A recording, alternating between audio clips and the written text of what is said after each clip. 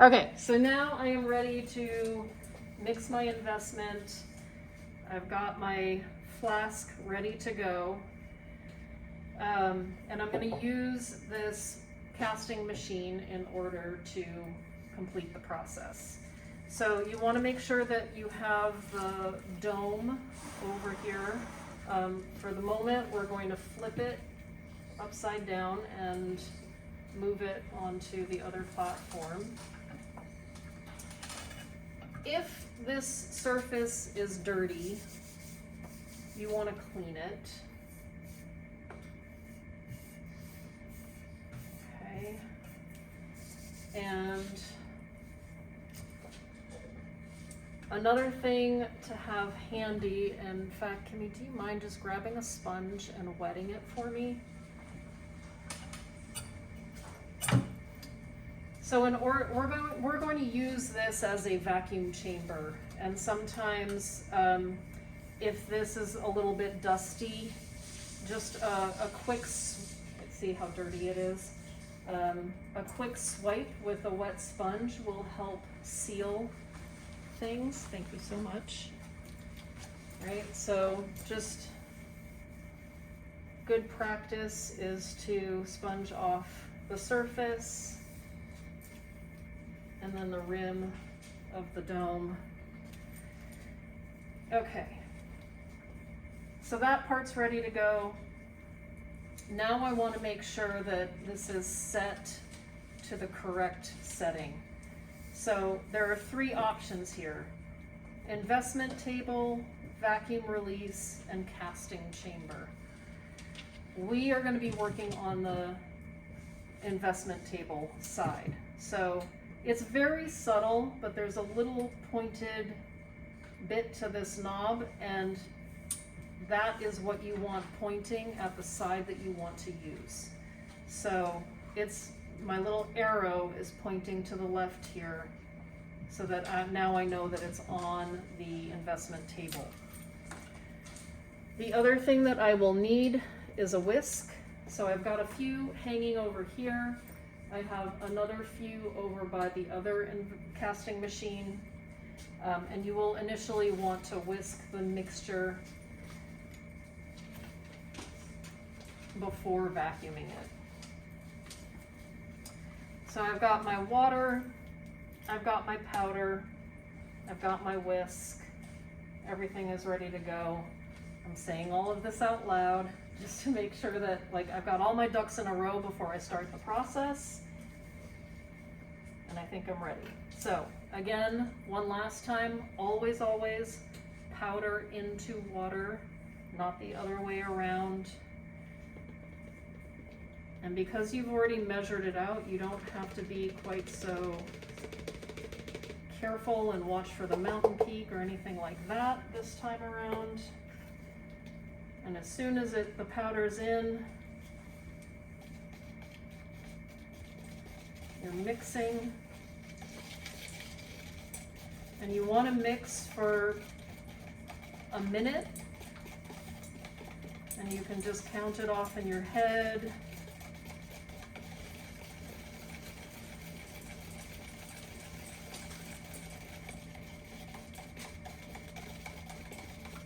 And all of this is really to ensure that you get a thorough mixture, that you don't have any lumps down in there.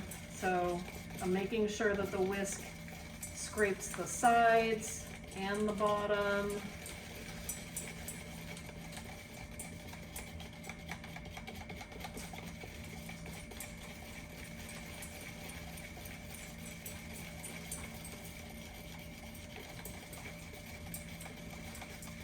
So 1 to 2 minutes of mixing. That's kind of gross. I need to change that out. I'll have buckets for rinsing things at the bottom here. Okay, so now here's, we're gonna do one vacuum before we pour it in, and then a second vacuum after we pour it in. So this entire container goes onto the table. We turn the dome over, and I'm gonna turn on the machine. What you wanna look for is this needle climbing, and that's what tells you that it's actually vacuuming. If the needle doesn't climb, it probably means that the tabletop is dirty and you don't have a good seal. So you're gonna let it climb. Seems like not a lot's happening, but if you look closely, you can actually see bubbles starting to form on the surface. And you wanna let the vacuum until it boils, meaning that the bubbles really start to rise up and get very agitated, and then they start to collapse, okay? So you can only know that by watching. So now the bubbles are starting to come up, and those of you who are closest, you can see. And what I like about these graduated containers is that they're transparent, right? So you can actually see the bubbles rising. So now the bubbles have they're not growing any taller, and it's starting to collapse. So once I see that, I feel like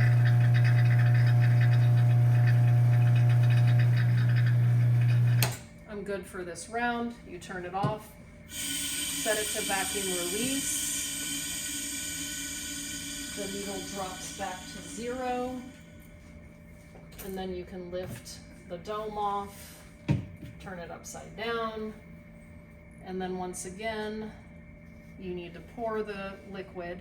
And so I'm aiming as best as I can not to hit my pattern and just aim for the lowest point.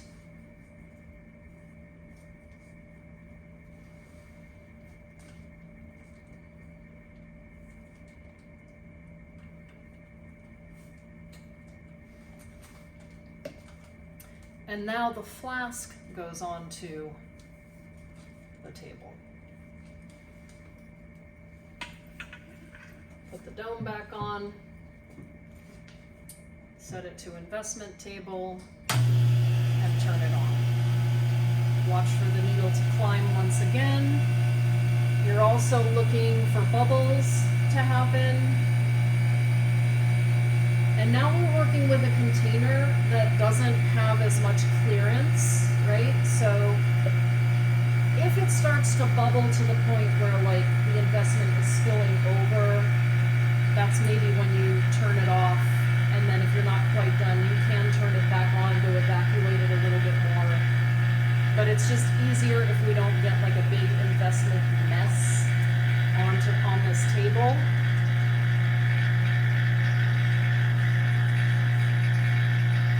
So bubbles are starting to come up,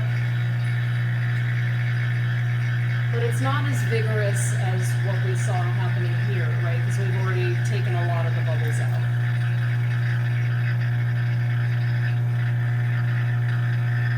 But we are, again, watching for that boil to happen. So I'm gonna step away if anyone wants to like take a quick peek. You can actually see now it's starting to boil.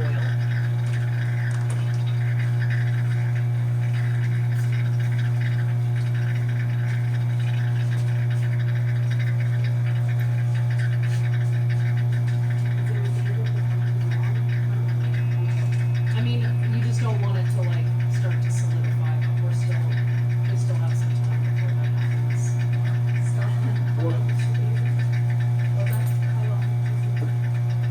About a minute and a half. So when it starts to boil, is that? Yeah, when it boils and then like the bubbles aren't getting any higher and they're starting to collapse, that's when we can turn it off. And then once more, vacuum release.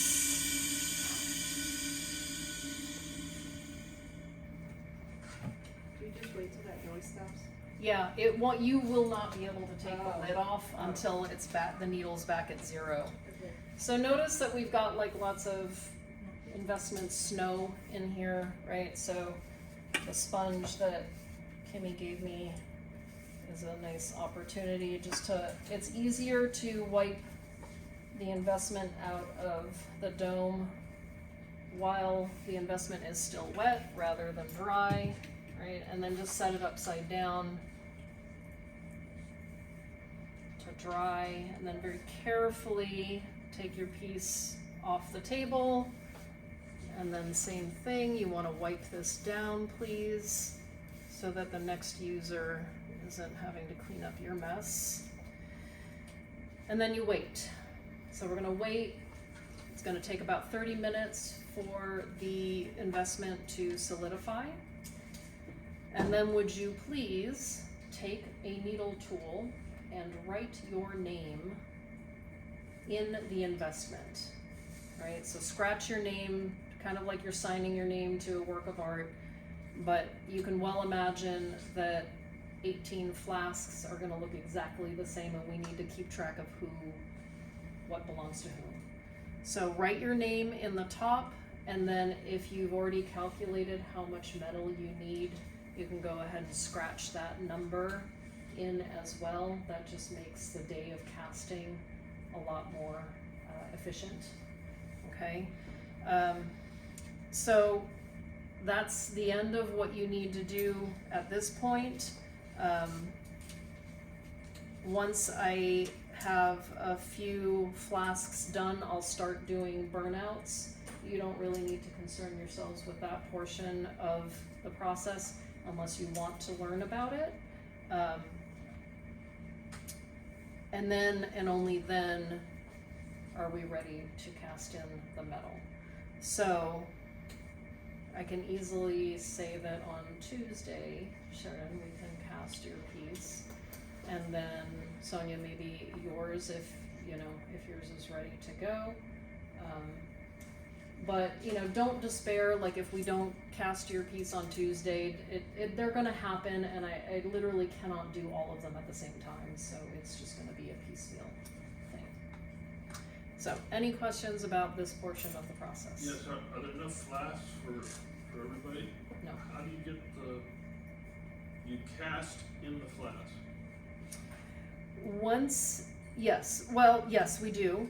But before casting, we remove the tape, we remove the flask base, we burn out the wax, and then we cast in the metal. Because you gotta destroy the plaster in order to get it out of that flask. Precisely.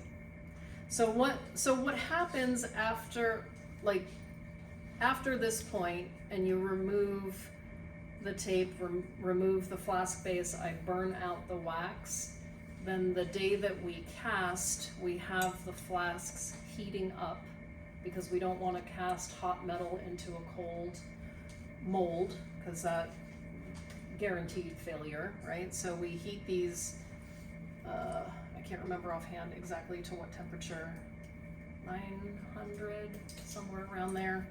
And then we're melting the metal in these furnaces, and then the flask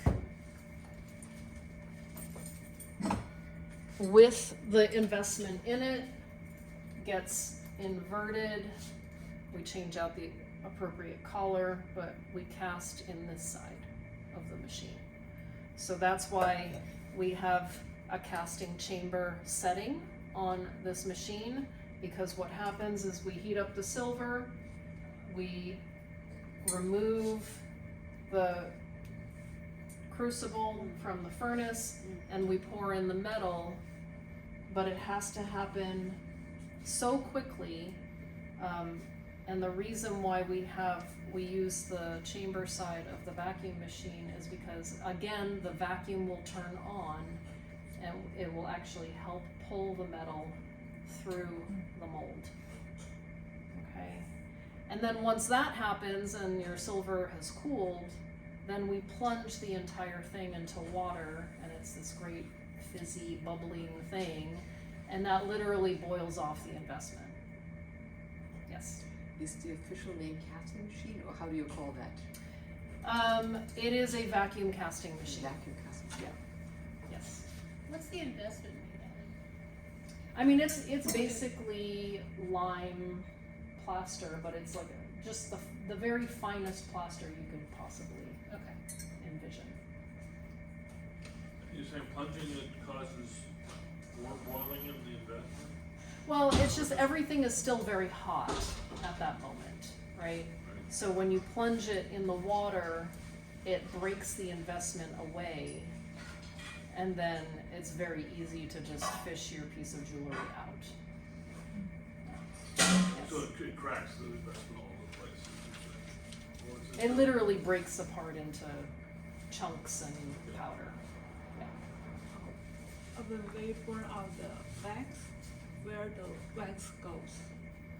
Ooh, that's okay, so those of you who have done bronze casting with me before, you know that when we Yeah. melt the wax out of the molds, it's kind of a big ordeal, right? I mean, we have a designated furnace for it, like you have to like scoop the wax as it falls out of the mold. These amounts are so tiny that it just vaporizes.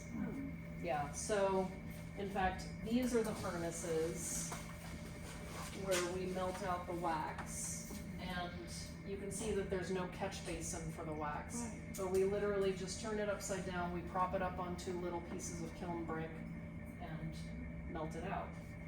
But I tend to do the burnout while you all are not here, because it is a little bit of a stinky process, and it's not like I try not to do it while class is happening.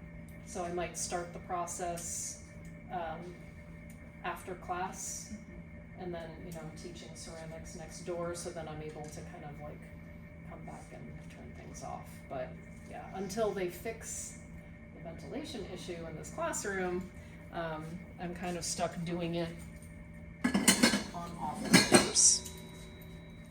All right, any Doesn't other? it take a while for the burnout process? It does. It's let's see. Teacher, could you take those outside and plug them in and do them? I have done that. Yeah, I have done that, but just kind of depending on what kind of weather is happening.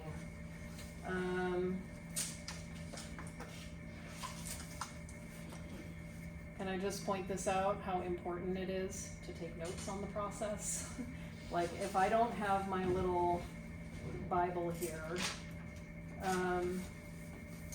so the burnout for silver,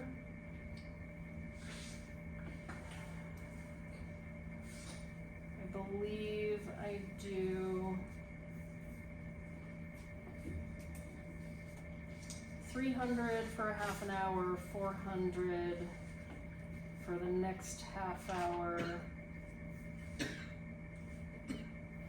and then 1 hour at the burnout temp, which, let's see, is 725 centigrade. That's a lot of work for you. That's the one That's the way it goes, my dear. Yeah, which is, I'm sorry, we heat the flask. So we burn out, it gets up to 10, the flask should be at 1076 Fahrenheit when we're ready to cast in the metal, and silver melts at 1640 Fahrenheit. Alright, any other questions? Okay. Now you know